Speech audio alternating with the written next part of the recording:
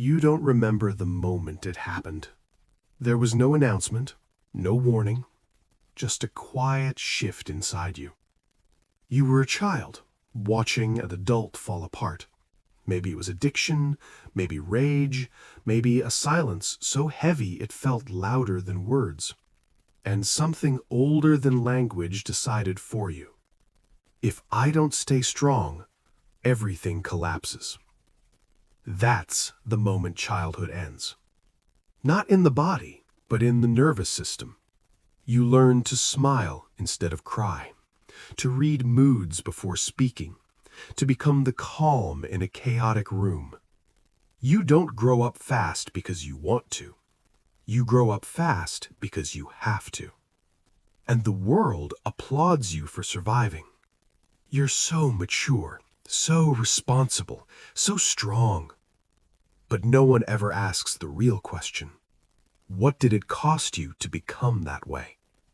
This is the invisible grief of those who grew up too fast. And today we're going deep inside the psychology of that child, because the effects don't vanish with age. They shape you. They follow you into relationships, careers, your sense of worth. And if you don't understand what happened, you'll spend your adult life repeating the survival patterns that once saved you, but are now slowly killing you. Let's start with what's really happening developmentally.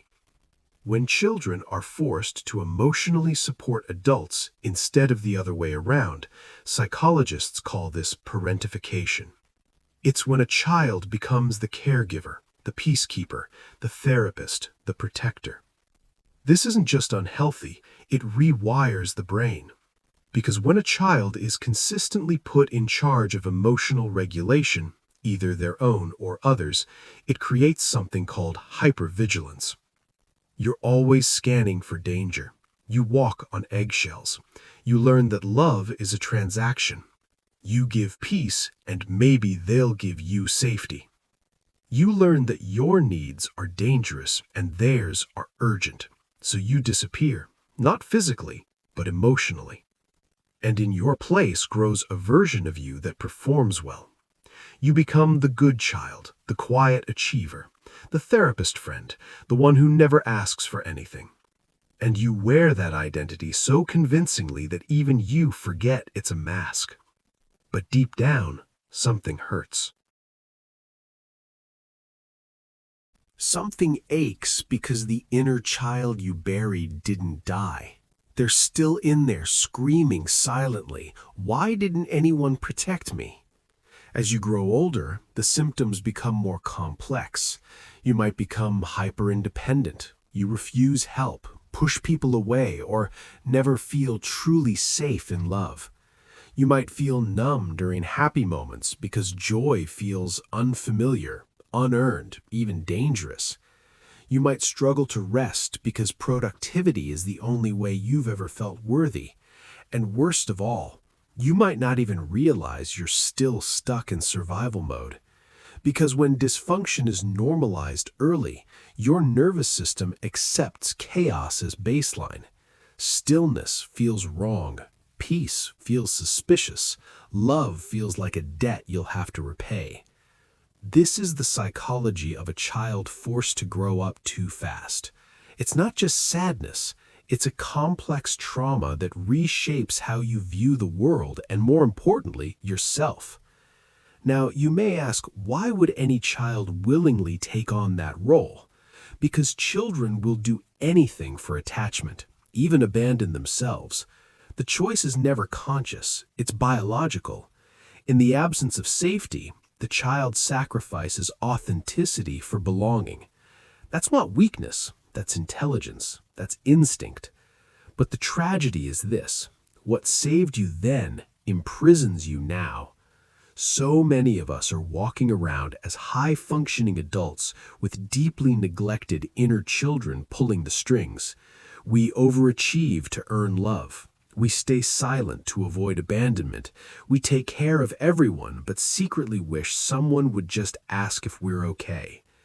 And that fantasy that someone will notice you're not as strong as you pretend to be, that maybe, just maybe, you'll finally get to fall apart and be held, That is the unmet need, not of your adult self, but of the child who never got to be a child. The first step to healing isn't fixing, it's witnessing. Because until you validate what happened, you'll keep gaslighting yourself with thoughts like, it wasn't that bad, other people had it worse, I turned out fine. But fine is a mask too, and deep down you know it. So what happens to that child when they grow up? They become adults who never feel safe, even in calm rooms. They become lovers who can't trust softness. They become givers who can't receive. They become the kind of people who apologize for crying, flinch at compliments, and confuse exhaustion with success. This is the cost of growing up too fast. Because if your childhood trained you to be strong at the expense of being soft, to be quiet instead of honest, to fix others while ignoring your own fractures, then what kind of adulthood do you inherit? You inherit a life where you're always holding your breath, waiting for someone to give you permission to finally fall apart. But here's the truth. No one's coming to rescue the child you buried. You are the one who must go back and hold their hand. You are the one who must say what no one else ever said. You didn't deserve that. You were just a child. You get to rest now. This is the beginning of shadow work. Not fixing, not performing, not bypassing the pain with fake positivity, but turning toward the abandoned parts of yourself and saying, I see you now, I hear you now, and I'm not leaving. That is the repairing process. And it's brutal because it asks you to feel the grief you never had time to feel.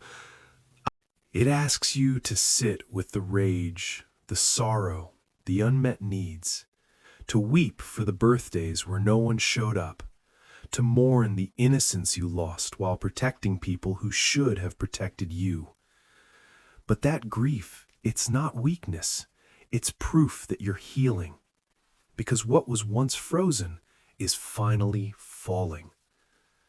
Now, let's talk about how this survival pattern shows up in adulthood, subtly, tragically, and often invisibly. You might become the therapist in all your friendships, but never let anyone truly see you. You might be praised for your independence when deep down you're terrified of being a burden. You might be in relationships where you overfunction, always fixing, managing, over-explaining, and wondering why you feel resentful. You might struggle with boundaries because saying no still feels like betrayal. These are not personality traits. They are coping strategies, learned, conditioned, and the good news, unlearnable. But only when you stop idolizing your strength and start honoring your wounds. One of the most powerful things you can do is ask your inner child, what did I need back then that I never got? You may hear answers like, I needed someone to tell me it wasn't my fault. I needed someone to ask how I was doing. I needed to play, rest, and laugh without fear. And slowly, very slowly, you begin to give those things to yourself, not to fix your past, but to stop reliving it. This is how you stop seeking parents in your partners. This is how you stop mistaking anxiety for intuition. This is how you stop running from the child you were and the self you're becoming. Carl Jung once said, there is no coming to consciousness without pain. People will do anything, no matter how absurd, to avoid facing their own soul. But shadow work demands that we face it, all of it. The neglected, the ashamed, the scared, the angry. Because healing isn't about becoming someone new. It's about remembering who you were before the world told you who to be. So, if you're someone who grew up too fast, know this. Your maturity was never the problem. The problem was that you had no choice. But now you do. You can choose softness. You can choose to rest. You can choose to stop managing everyone else's emotions and start honoring your own. And no, it won't happen overnight. There will be days you feel like a child again. Good. That's the point. Let that child come home. Let them cry. Let them play. Let them finally be seen. Because you're not broken. You're becoming whole. And maybe for the first time, you're finally growing up the right way. Not through pressure, not through fear, but through truth. You never had a childhood, but you still have a future. And this time, you get to write it.